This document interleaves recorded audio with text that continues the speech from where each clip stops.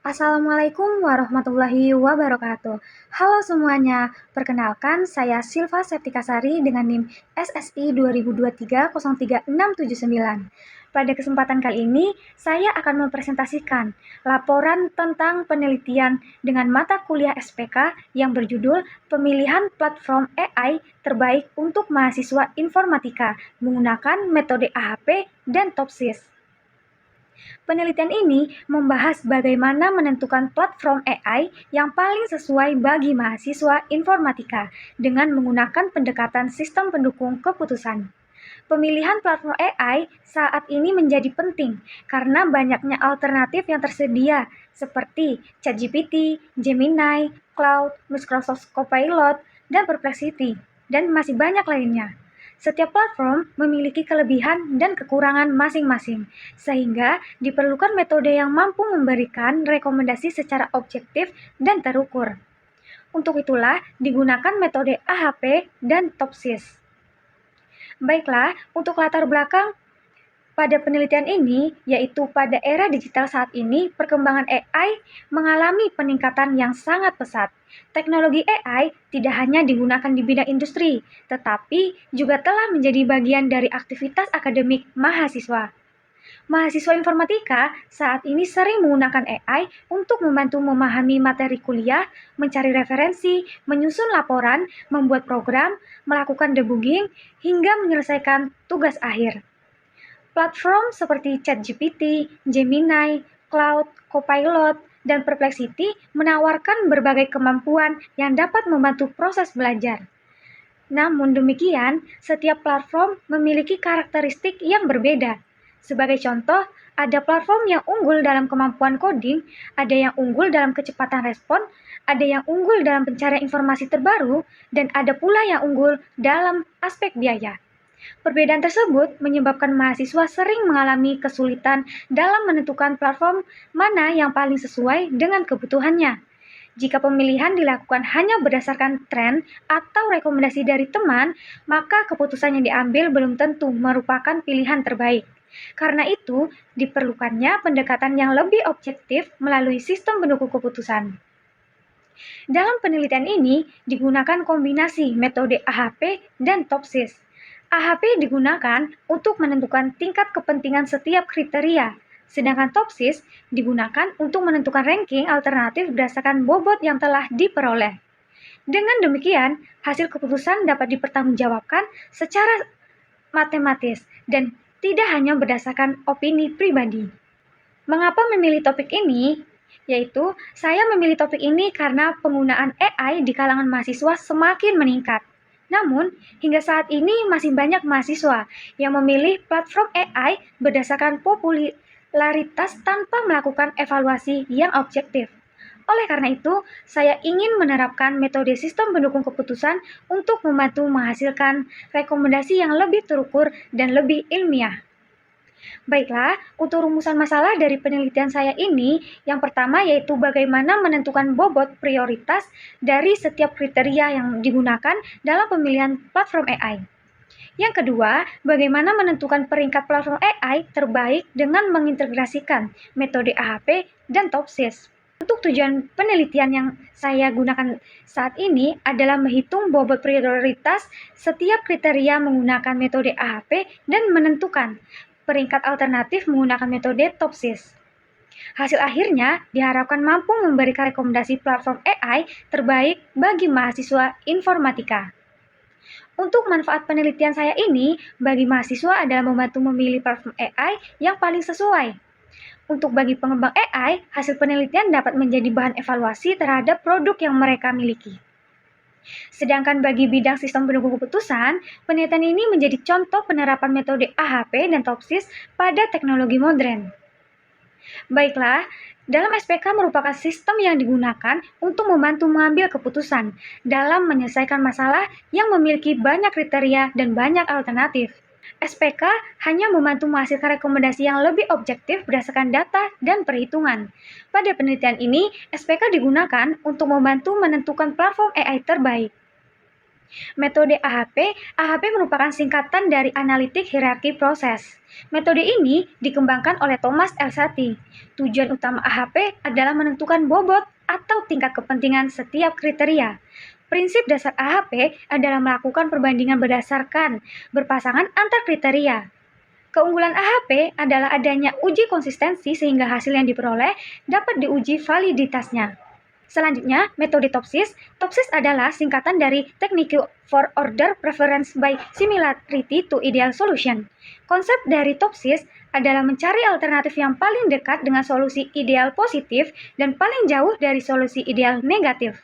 Solusi ideal positif dapat diartikan sebagai kondisi terbaik, sedangkan solusi ideal negatif adalah kondisi terburuk. Alternatif yang paling dekat dengan kondisi terbaik akan memperoleh ranking tertinggi. Mengapa menggunakan AHP dan TOPSIS ini? Metode AHP dipilih karena mampu menghasilkan bobot kriteria secara objektif dan memiliki pengujian konsistensi. Metode TOPSIS dipilih karena mampu melakukan perankingan alternatif dengan mempertimbangkan kondisi terbaik dan kondisi terburuk sekaligus. AHP menghasilkan bobot, TOPSIS menghasilkan ranking. Baiklah, untuk analisis masalah, pada penelitian ini terdapat 5 alternatif platform AI. Alternatif pertama adalah ChatGPT, alternatif kedua adalah Gemini, alternatif ketiga adalah Claude, alternatif keempat adalah Microsoft Copilot, alternatif kelima adalah Perplexity. Kelima alternatif ini dipilih karena merupakan platform AI yang saat ini banyak digunakan oleh mahasiswa. Selanjutnya terdapat 5 kriteria penilaian. Kriteria pertama adalah akurasi jawaban, kriteria kedua adalah kemampuan pemrograman, kriteria ketiga adalah kecepatan respon, kriteria keempat adalah kemudahan penggunaan, kriteria kelima adalah biaya langganan. 4 kriteria pertama merupakan kriteria benefit, artinya semakin besar nilainya semakin baik, sedangkan biaya merupakan kriteria cost, artinya semakin kecil nilainya semakin baik. Baiklah, selanjutnya pada tabel ini ditampilkan nilai awal masing-masing alternatif terhadap setiap kriteria. Sebagai contoh, ChatGPT memperoleh nilai 10 pada akurasi jawaban dan 10 pada kemampuan pemrograman. Hal ini menunjukkan bahwa ChatGPT memiliki performa yang sangat baik pada 2 aspek yang dianggap penting bagi mahasiswa informatika. Selanjutnya, Claude memperoleh nilai 9 pada akurasi dan 9 pada kemampuan pemrograman, sehingga juga memiliki performa yang cukup tinggi.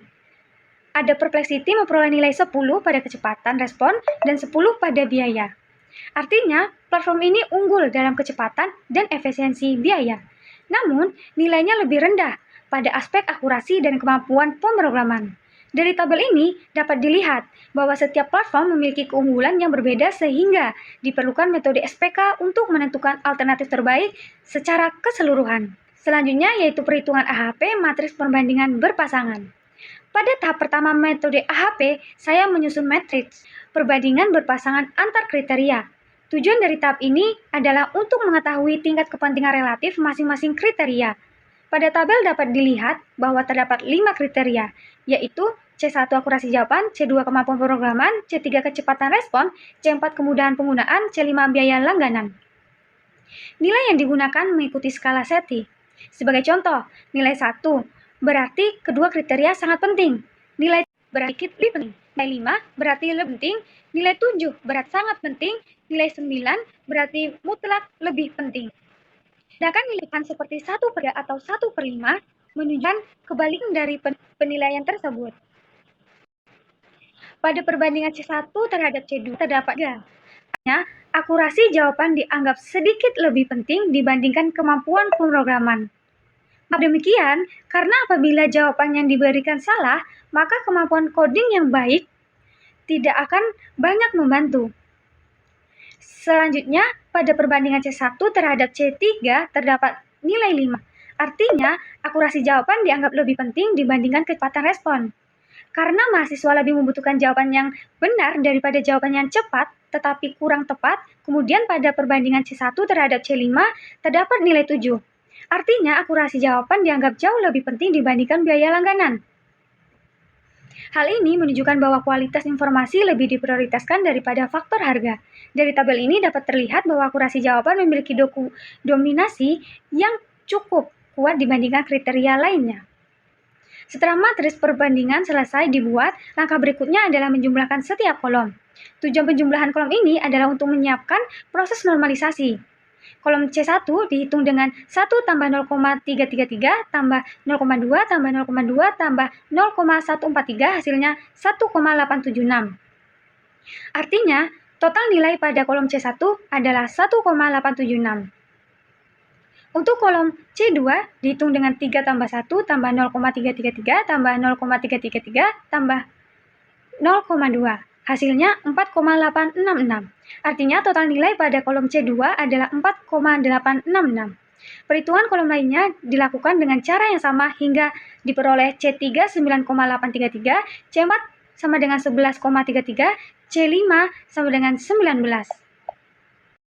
Nilai inilah yang nantinya digunakan sebagai pembagi pada proses normalisasi.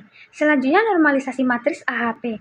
Setelah jumlah kolom diperoleh, langkah berikutnya adalah melakukan normalisasi. Tujuan normalisasi adalah mengubah seluruh nilai ke dalam skala yang seragam sehingga dapat dibandingkan secara adil.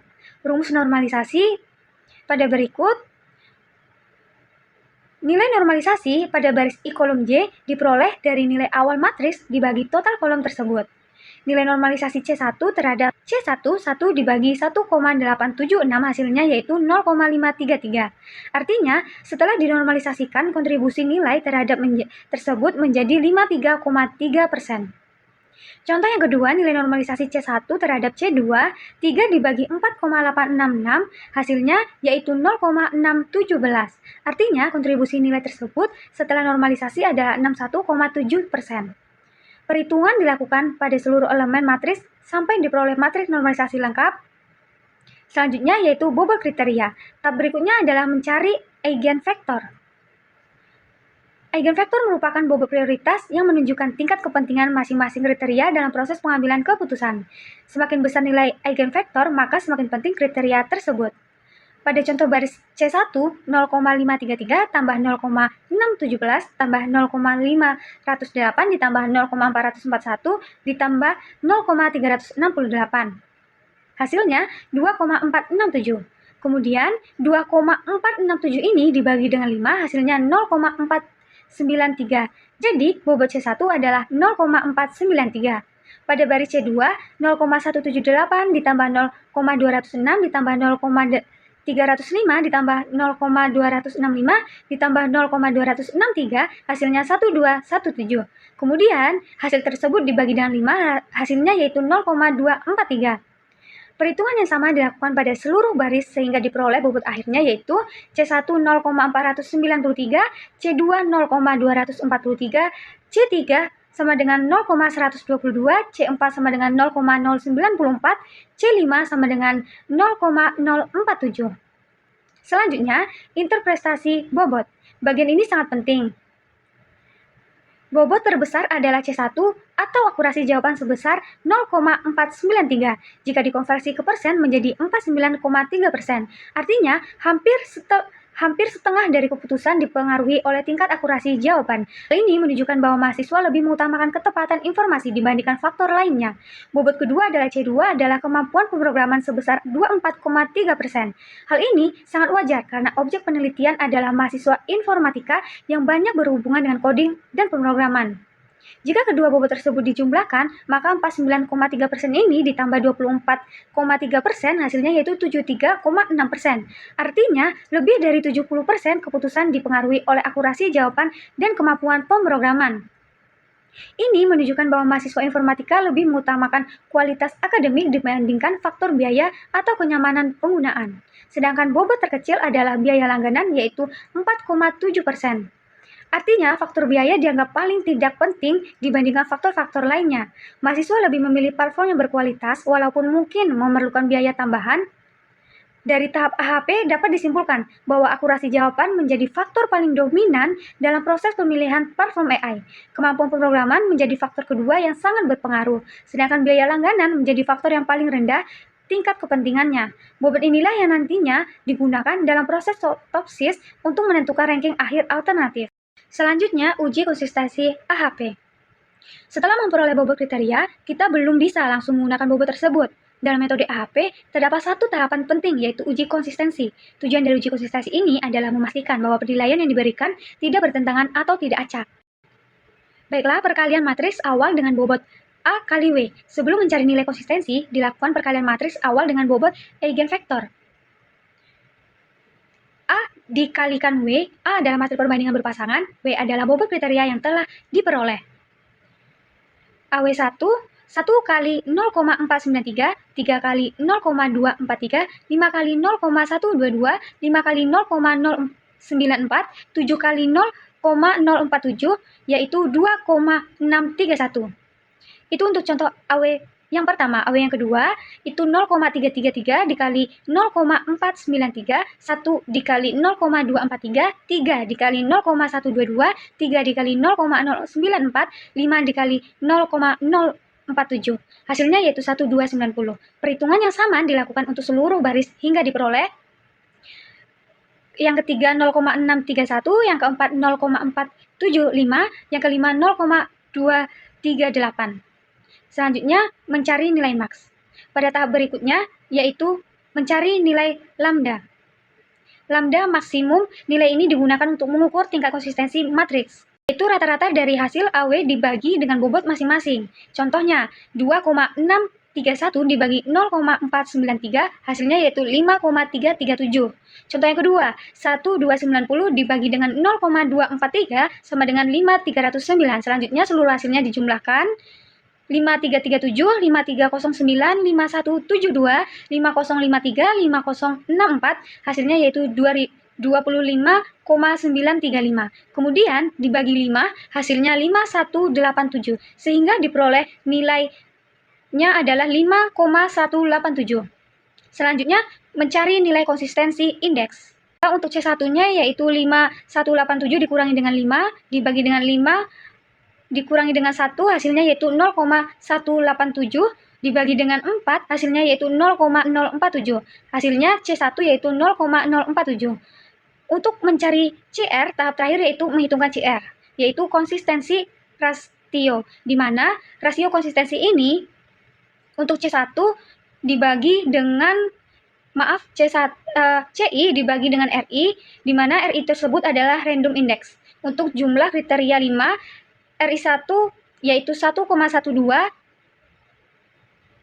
CR sama dengan 0,047 dibagi dengan 1,12, hasilnya 0,042. Jadi hasil dari CR-nya yaitu 0,042.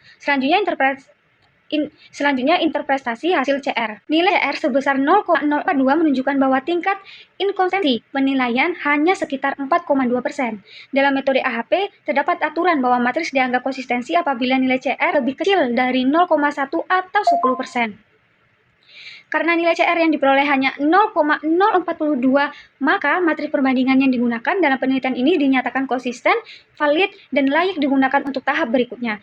Dengan demikian, bobot yang telah diperoleh dapat dipercaya dan tidak perlu dilakukan perbandingan matriks.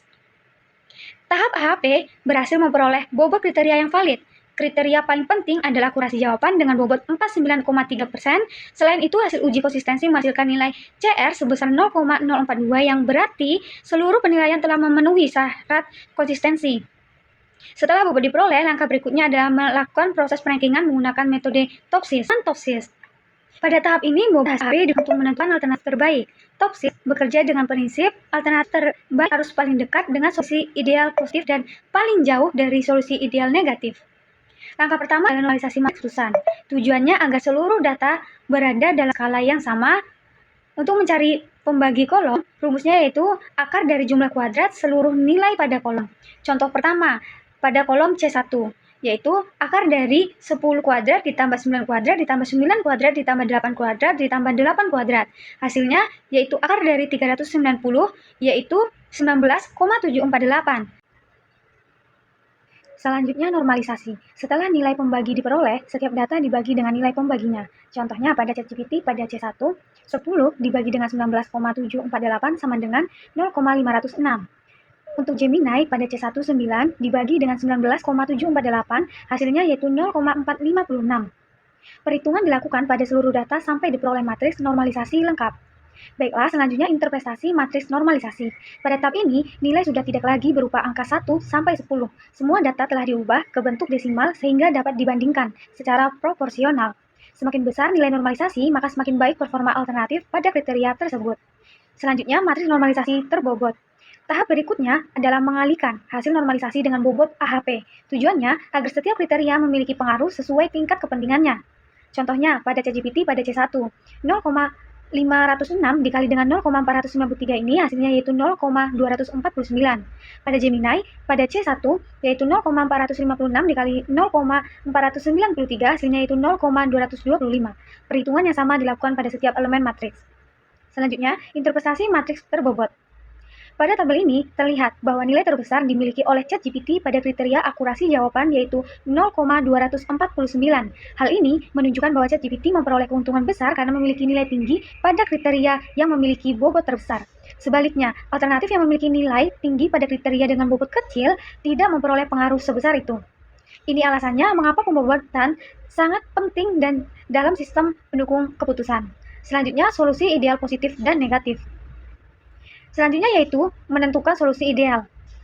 A+ merupakan kondisi terbaik yang mungkin dicapai. Nilai yang dipilih adalah nilai maksimum pada setiap kriteria benefit, sedangkan untuk cost dipilih nilai minimum. A- atau A- merupakan kondisi terburuk yang mungkin terjadi. Nilai yang dipilih adalah nilai minimum pada kriteria benefit, sedangkan untuk cost dipilih nilai maksimum. Hasilnya, A+ sama dengan 0,249, 0,129, 0,062, 0,044, 0,018, sedangkan A- yaitu 0,200, 0,090, 0,049, 0,039, 0,025. Mengapa biaya pada A+ menggunakan nilai terkecil? Karena biaya merupakan kriteria cost. Pada kriteria cost, semakin kecil nilainya maka semakin baik. Berbeda dengan akurasi yang merupakan benefit, sehingga semakin besar nilainya semakin baik. Selanjutnya, jarak terhadap solusi ideal positif. Selanjutnya, kita akan menghitung D+, di mana artinya yaitu jarak terhadap solusi ideal positif. Contohnya, pada ChatGPT, D1+ sama dengan 0,006. Contoh yang kedua pada Gemini, D2+, yaitu 0,036. Interpretasinya, semakin kecil nilai D+, maka alternatif semakin dekat dengan kondisi ideal. ChatGPT memiliki nilai D+ paling kecil, artinya ChatGPT sangat dekat dengan solusi terbaik. Jarak terhadap solusi ideal negatif, selanjutnya yaitu menghitung D- atau D-, artinya jarak terhadap solusi ideal negatif. Contohnya, pada ChatGPT, D1- yaitu 0,064, sedangkan Claude D3- yaitu 0,037. Interpretasinya, semakin besar nilai D-, maka semakin jauh alternatif dari kondisi terburuk. ChatGPT memiliki nilai D- terbesar. Ini menunjukkan bahwa ChatGPT berada paling jauh dari solusi negatif. Baiklah, selanjutnya nilai preferensi. Tahap terakhir dari TOPSIS adalah menghitung nilai preferensi. Dengan rumus, FI sama dengan D- per D+ ditambah D-. Contohnya pada ChatGPT, 0,064 dibagi 0,006 ditambah 0,064, hasilnya yaitu 0,914. Contoh yang kedua pada Claude, yaitu 0,037 per 0,031 ditambah dengan 0,037, hasilnya yaitu 0,544. Selanjutnya, interpretasi nilai preferensi. Nilai preferensi berada pada rentang 0 sampai 1. Semakin mendekati 1 berarti semakin baik. Semakin mendekati 0 berarti semakin buruk. Karena ChatGPT memiliki nilai 0,914, maka ChatGPT menjadi alternatif yang paling mendekati solusi ideal. Maka, hasil ranking peringkat pertama yaitu ChatGPT 0,914, peringkat kedua Claude 0,544, peringkat ketiga Gemini 0,455, peringkat keempat Copilot yaitu 0,186, dan peringkat kelima Perplexity 0,182. Baiklah, selanjutnya kita akan menganalisis. Analisis yang pertama yaitu analisis hasil. Mengapa ChatGPT menjadi peringkat pertama tadi? Karena ChatGPT memperoleh nilai sangat tinggi pada dua kriteria yang memiliki bobot terbesar, yaitu akurasi jawabannya 10, kemampuan pemrogramannya juga 10. Kedua kriteria tersebut memiliki pengaruh total sebesar 73,6%. Akibatnya, ChatGPT memperoleh keuntungan yang sangat besar dalam perhitungan TOPSIS. Baiklah, untuk analisis Claude berada di peringkat kedua. Walaupun tidak memiliki nilai sesempurna seperti ChatGPT, Claude menunjukkan performa yang stabil hampir di seluruh kriteria. Tidak ada nilai yang terlalu rendah sehingga menghasilkan posisi yang cukup baik. Selanjutnya, analisis pada Gemini. Gemini berada di posisi ketiga. Gemini unggul pada kemudahan penggunaan dan integrasi layanan, namun karena nilai coding dan akurasinya sedikit di bawah ChatGPT dan Claude, maka posisinya berada di bawah kedua platform tersebut. Selanjutnya, analisis Copilot. Copilot ini berada pada posisi keempat, meskipun memiliki nilai biaya yang baik, bobot biaya dengan penelitian ini relatif kecil, sehingga tidak banyak mempengaruhi hasil akhir. Yang terakhir, analisis Perplexity. Perplexity berada pada posisi terakhir, padahal Perplexity memiliki nilai tertinggi pada kecepatan respon dan biaya. Namun, kedua kriteria tersebut bukanlah faktor utama dalam penelitian ini, karena nilai akurasi dan coding lebih rendah dibandingkan alternatif lainnya, maka nilai akhirnya menjadi paling kecil. Baiklah, untuk selanjutnya refleksi. Mengapa menggunakan kombinasi AHP dan TOPSIS ini? Karena kedua metode ini memiliki fungsi yang berbeda tetapi saling melengkapi. AHP menghasilkan bobot yang valid dan teruji konsistensinya. TOPSIS menghasilkan ranking alternatif secara objektif. Kombinasi keduanya membuat hasil keputusan menjadi lebih kuat. Kelebihan AHP dapat menentukan prioritas kriteria secara sistematis, memiliki uji konsistensi, menghasilkan bobot yang jelas dan mudah diinterpretasikan. Kekurangan AHP, penilaian awal masih mengandung subjektivitas. Semakin banyak kriteria, maka semakin banyak perbandingan yang harus dilakukan. Sedangkan kelebihan dari TOPSIS, mudah dipahami, mudah dihitung, mampu membandingkan banyak alternatif, mempertimbangkan solusi terbaik dan terburuk sekaligus. Sedangkan kekurangan dari TOPSIS sangat bergantung pada bobot. Jika bobot berubah, maka ranking dapat berubah. Selanjutnya, pengaruh perubahan bobot. Jika bobot biaya diperbesar secara signifikan, maka kemungkinan besar Perplexity akan naik peringkat. Sebaliknya, jika bobot akurasi semakin diperbesar, maka posisi ChatGPT akan semakin kuat. Hal ini menunjukkan bahwa sistem bersifat fleksibel dan mengikuti kebutuhan pengambilan keputusan. Baiklah, yang terakhir yaitu kesimpulan. Berdasarkan seluruh tahapan yang telah dilakukan, dapat disimpulkan bahwa metode AHP berhasil menghasilkan bobot kriteria yang valid dengan nilai konsistensi rasio sebesar 0,042. Nilai tersebut berada di bawah batas maksimum 0,1 sehingga matriks dinyatakan konsisten dan layak digunakan. Selanjutnya, metode TOPSIS berhasil melakukan proses perankingan terhadap 5 alternatif platform AI berdasarkan bobot hasil dari AHP. Hasil akhir menunjukkan bahwa ChatGPT memperoleh nilai preferensi 0,914, Claude memperoleh nilai preferensi 0,544, Gemini 0,455, Copilot 0,186, Perplexity 0,182. Dengan demikian, ChatGPT ditetapkan sebagai alternatif terbaik dalam penelitian ini karena memiliki kedekatan tertinggi terhadap solusi ideal positif dan jarak terjauh terhadap solusi ideal negatif. Penelitian ini membuktikan bahwa kombinasi metode AHP dan TOPSIS mampu membantu proses pengambilan keputusan secara objektif, sistematis, terukur, dan dapat dipertanggungjawabkan secara matematis. Sekian presentasi yang dapat saya sampaikan. See you in the next video.